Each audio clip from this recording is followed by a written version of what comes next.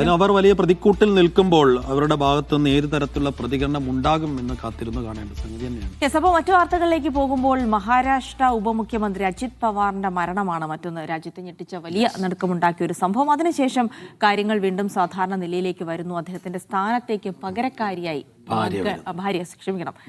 അദ്ദേഹത്തിന്റെ ഭാര്യ എത്തുന്നു. അങ്ങനെ വളരെ പ്രധാനപ്പെട്ട സംഭവ വികാസങ്ങൾ മഹാരാഷ്ട്ര കേന്ദ്രീകരിച്ചുകൊണ്ട് നടക്കുകയാണ്. അതിലേക്ക് അപ്പോൾ അജിത് പവാറിന്റെ ഭാര്യ സുനേത്രയാണ് അദ്ദേഹത്തിന് പകരക്കാരിയായി ഇന്നിപ്പോൾ വൈകിട്ട് സത്യപ്രതിജ്ഞ ചെയ്യാനിരിക്കുന്നത്. ഉച്ചയ്ക്ക് 2 മണിക്ക് NCPയുടെ നിയമസഭാ കക്ഷിയോഗം ചേർന്ന ശേഷം കക്ഷി നേതാവായി സുനേത്രയെ തെരഞ്ഞെടുക്കും. അങ്ങനെയെങ്കിൽ സംസ്ഥാനത്തെ ആദ്യ വനിതാ ഉപമുഖ്യമന്ത്രിയാകും സുനേത്ര. ഇന്നലെ NCP നേതാക്കൾ മുഖ്യമന്ത്രിയുമായി നടത്തിയ കൂടിക്കാഴ്ചയിലാണ് അന്തിമ ധാരണയായത്. 6 മാസത്തിനുള്ളിൽ ബാരാമതിയിൽ നിന്ന് ഉപതെരഞ്ഞെടുപ്പിൽ ജയിപ്പിച്ച് നിയമസഭയിലേക്ക് എത്തിക്കാനാണ് പാർട്ടിയുടെ തീരുമാനം. അതേസമയം അജിത് പവാറിന്റെ ധനകാര്യ വകുപ്പ് BJP ഏറ്റെടുത്തേക്കും എന്ന വിവരങ്ങൾ കൂടി ഘട്ടത്തിൽ പുറത്തുവരുന്നു.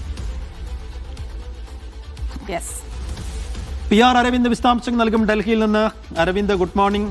സുനേത്ര ഭാര്യ അദ്ദേഹത്തിന്റെ സ്ഥാനത്തേക്ക് ഉപമുഖ്യമന്ത്രിയായി കടന്നു വരും എന്നത് അപ്രതീക്ഷിതമായ തീരുമാനമായിരുന്നു. പ്രത്യേകിച്ചും അവരൊരു ജനപ്രതിനിധി ഒന്നുമല്ല, രാഷ്ട്രീയത്തിൽ അത്ര വലിയ പരിചയമുള്ള ഒരാളും അല്ല. അപ്പോൾ സുനേത്ര തന്നെ നിൽക്കട്ടെ, മത്സരിക്കട്ടെ എന്ന തീരുമാനത്തിലേക്ക് ആ പാർട്ടി എത്തിയത് എങ്ങനെയാണ്?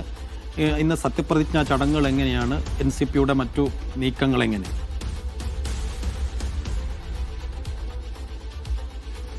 സൈഫു, അജിത് പവാറിന് ശേഷം ഉപമുഖ്യമന്ത്രി സ്ഥാനത്തേക്ക് ആര് എത്തുമെന്നുള്ള ചർച്ചകൾ കഴിഞ്ഞ കുറച്ച് ദിവസമായി മഹാരാഷ്ട്രയിൽ പുരോഗമിക്കുന്നു. അതിന് ഉത്തരം ആയിരിക്കുകയാണ്. അജിത് പവാറിന്റെ ഭാര്യയായ സുനേത്ര പവാർ തന്നെ ഉപമുഖ്യമന്ത്രി സ്ഥാനത്തേക്ക് എത്തുമെന്നതാണ് ഇപ്പോൾ NCP വൃത്തങ്ങൾ വ്യക്തമാക്കുന്നത്. സുനേത്ര പവാർ നിലവിൽ രാജ്യസഭ അംഗമാണ്.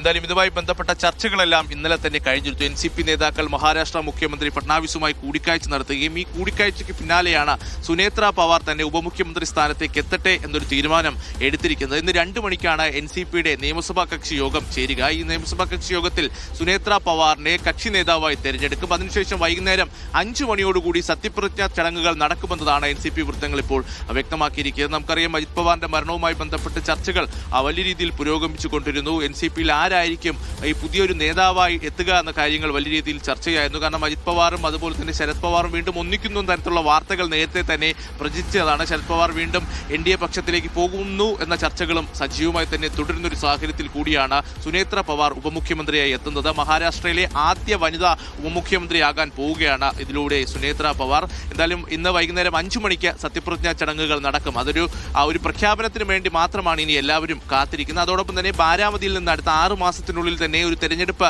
നടത്തി അവരെ ഒരു MLA ആയി ഉയർത്താനാണ് ഇപ്പോൾ ഒരു ലക്ഷ്യം കാണുന്നത്. അതോടൊപ്പം തന്നെ നിലവിലെ രാജ്യസഭാ അംഗം സുനേത്ര പവാർ ഒഴിയുമ്പോൾ മകൻ പാർത്ഥ് പവാറിന് ആ രാജ്യസഭാ അംഗം നൽകുമെന്നുള്ള റിപ്പോർട്ടുകളും ഇപ്പോൾ NCPയുടെ ഭാഗത്തു നിന്നുണ്ടാകുന്നു. അതേസമയം നിലവിൽ അജിത് പവാറിന്റെ പക്കലായിരുന്നു ധനകാര്യ വകുപ്പ് ഉണ്ടായിരുന്നത്. അത് മുഖ്യമന്ത്രി ഏറ്റെടുത്തേക്കുമെന്നതാണ് ഇപ്പോൾ മനസ്സിലാകുന്ന വിവരം. എന്തായാലും ചർച്ചകൾ പൂർത്തിയായിട്ടുണ്ട്. NCP സ്വീകരിക്കുന്ന ഏത് നിലപാടിനോടും അംഗീകരിക്കുമെന്നതാണ് BJP ഇപ്പോൾ വ്യക്തമാക്കിയിരിക്കുന്നത്. എന്തായാലും ഉപമുഖ്യമന്ത്രി സ്ഥാനത്തേക്ക് സുനേത്ര പവാർ ഇന്ന് സത്യപ്രതിജ്ഞ ചെയ്യുമെന്ന് മനസ്സിലാകുന്നു. അതേസമയം മറ്റ് ചർച്ചകൾ, കാരണം ശരത് പവാർ NDAയിലേക്ക് മടങ്ങിപ്പോകുമെന്ന തരത്തിലുള്ള റിപ്പോർട്ടുകളുണ്ട്. ഇതുമായി ബന്ധപ്പെട്ട ചർച്ചകളും മഹാരാഷ്ട്രയിൽ നടക്കുകയാണ്.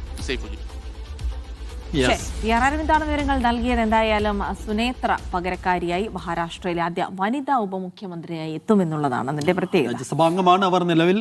അപ്പോൾ അവരിനി MLA ആയി മത്സരിക്കണം. 6 മാസം സമയമുണ്ട്. മത്സരിപ്പിക്കാവുന്നതേ ഉള്ളൂ NCPക്ക്. എന്തായാലും